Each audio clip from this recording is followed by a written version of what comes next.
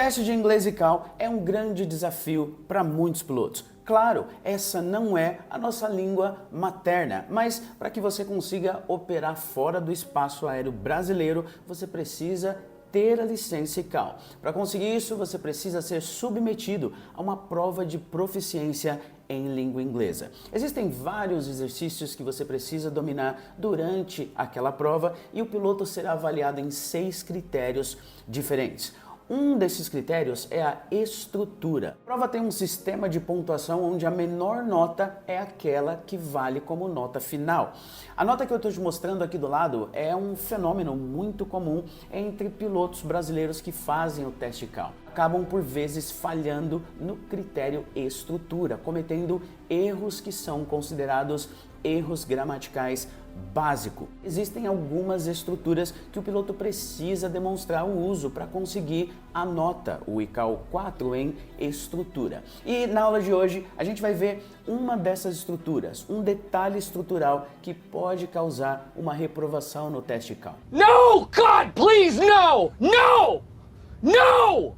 Fazer a explicação gramatical e aí a gente vai fazer alguns exercícios para que você internalize essa estrutura. A notícia boa é que nós temos um método que tem garantido que os pilotos consigam esse nível 4 em estrutura. Nosso curso preparatório tem garantido resultados incríveis, seguindo uma sequência específica de aulas. Porque assim, o teste ele é desenvolvido de uma forma bem específica e o piloto avaliado de uma forma também bem específica. Então, claro que a sua preparação para esse teste precisa ser bem específica. Eu foco em todas as estruturas exploradas nos modelos de provas atuais, eu foco no vocabulário apropriado, informativo que os pilotos precisam demonstrar o uso durante essa prova. E antes da gente começar a nossa aula, eu preciso te lembrar que você pode ainda fazer parte da próxima turma do nosso preparatório intensivo. É um curso para te dar essa experiência de imersão,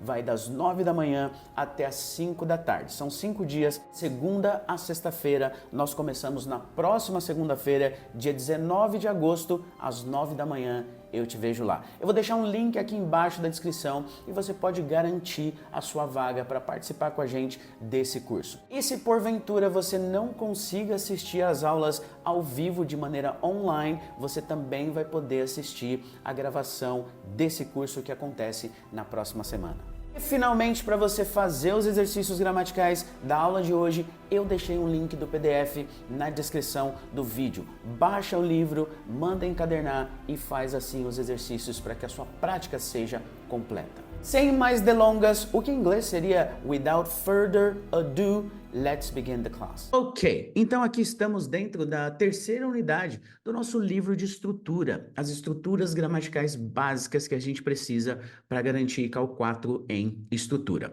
A estrutura dessa unidade é o presente negativo. Como assim? Como que a gente nega alguma coisa? Como que eu falo que eu não preciso de assistência? A gente vai perceber que quando você fala I, que seria eu, e você quiser falar que você não alguma coisa, você nega um verbo aqui no presente, você vai colocar o auxiliar don't. Pronto, é assim que a gente nega no presente, pelo menos na primeira pessoa. Eu não preciso de assistência. I don't need assistance. Notem que o verbo ele fica normal, fica sem to, fica sem ing, fica sem ed, sem nada. Então, se eu não vou helicópteros, I don't fly helicopters. Eu não vou avião asa fixa. I don't fly fixed wing aircraft. Eu não falo inglês. I don't speak English. Eu não entendo. I don't understand. Então, esse I don't a gente vai usar para negar na primeira pessoa, né? Então, se eu quero negar algum verbo, eu coloco don't na frente, depois ali do meu sujeito, na frente do verbo. Eu não preciso descer. I don't need to descend. Eu não preciso manter. I don't need to maintain. Eu não preciso parar. I don't need to stop. Então, esse don't vai ser o auxiliar para a gente negar aqui na primeira pessoa. Agora, quando a gente fala dele, e por que que eu coloquei especialmente o he aqui? Porque nos contextos de prova e cal, é muito comum a gente ter que falar de um piloto. É muito comum lá na parte 3, por exemplo, é muito comum terceira pessoa de forma geral. Então, quando você fala the captain, só pode ser ele ou ela. O auxiliar vai ser o mesmo, para ele e para ela. Quando você fala the pilot, você está explicando alguma coisa, você fala, o piloto não precisa de assistência. So, the pilot doesn't need assistance. De novo, essa regra aplica-se para o presente. Então, é assim que a gente nega no presente. I don't. E aí o seu verbo, né, para a primeira pessoa, e he, she, doesn't, e aí lá o seu verbo. Então eu coloquei aqui para gente um botão de estrutura. Então como funciona a estrutura do presente negativo? Vai ser don't ou doesn't, mais o seu verbo. O don't, só para que a gente saiba, né, de onde vem essa contração, é o do mais o not. O do é a ação, né, o nosso auxiliar aqui. Do mais not vira don't. E para a terceira pessoa, isso vai virar does mais not, que vai virar doesn't. Então, quem domina essa diferença? Quando que é don't? Quando que é doesn't? O cara está mostrando o piloto ali na prova, ele está mostrando um domínio dessa estrutura básica. Eu separei para vocês os verbos mais usados, né? Então, quando a gente acerta isso aqui, a gente está sempre acertando o básico. Então, como seria eu não vou na aviação comercial, eu não vou na aviação executiva, eu não vou durante a noite, eu não vou para fora do país, eu não vou, vai ser I don't fly. Fala isso aí comigo. I don't fly to New York. Eu não vou para Nova York. Eu não vou para o Brasil. I don't fly to Brazil. Então, esse don't vai ser o que a gente vai usar para negar. Olha o verbo have. Eu não tenho um problema. I don't have a problem. Eu não tenho tempo. Como seria isso? Você vai falar I don't e o verbo. Então, seria I don't have time. Eu não tenho dinheiro. I don't have money. Eu não tenho dificuldades. I don't have difficulties. Eu não tenho trabalho. I don't have work. Percebe? Então vai ser o don't, I don't, e aí você usa o seu verbo. Percebe que a gente não mexe no verbo. Isso, na verdade, é uma regra universal de estrutura de gramática em língua inglesa. Quando se usa auxiliar, não se mexe no verbo.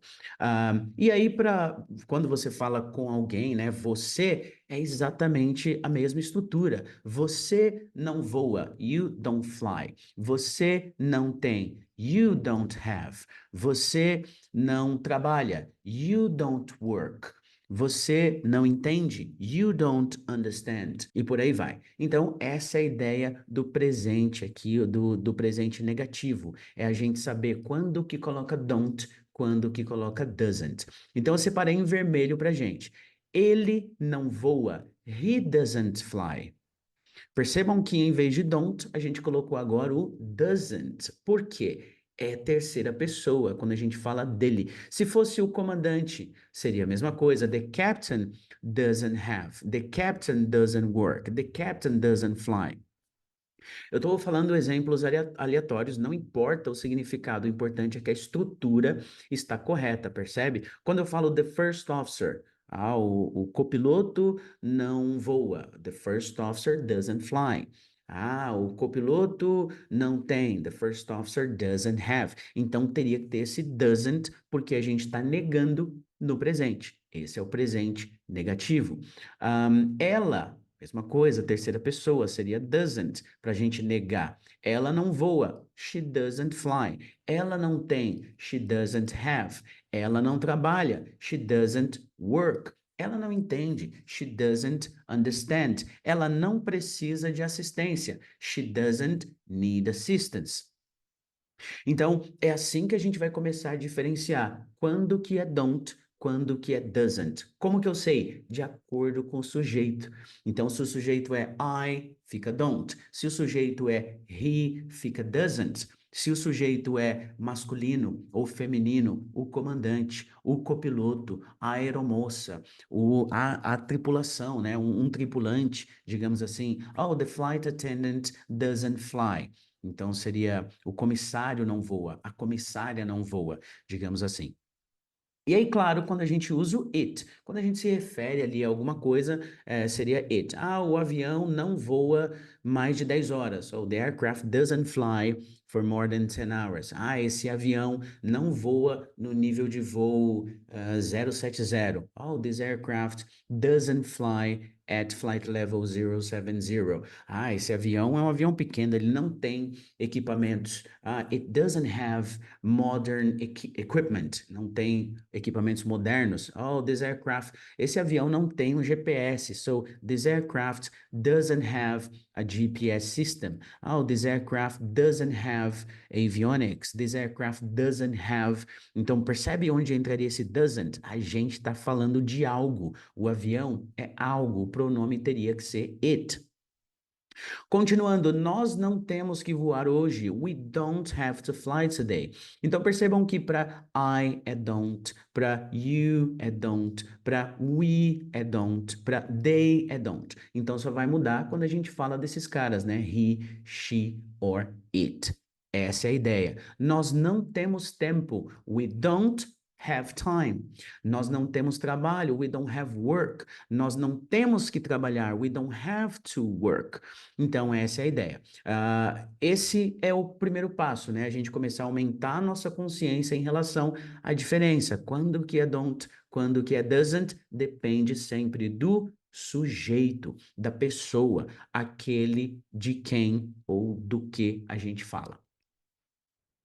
Eles não voam. They don't fly. Eles não têm. They don't have. Eles não trabalham. They don't work. E aí eu sempre vou colocar, isso aqui é a gente tentando entender a sequência da estrutura. E aí eu vou sempre colocar no livro vários exemplos em contexto para a gente conseguir internalizar esse negócio. Então vamos dar uma olhada em alguns exemplos. I don't have control of the ailerons. Ó, eu não tenho controle dos ailerons. I don't have controls. I don't have control. Olha como é uma frase útil pra gente, né? Pode ter uma situaçãozinha ali onde a gente quer falar, a gente não tem controle. We don't have control. We don't have control of the ailerons. Nós não temos controle sobre os ailerons.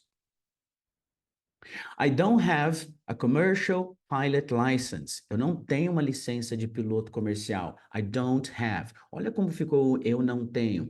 I don't have. I don't have a commercial license. Eu não vou internacionalmente. No momento eu não vou para fora do país. Eu não vou. Olha como ficou isso. I don't fly internationally. I don't fly internationally.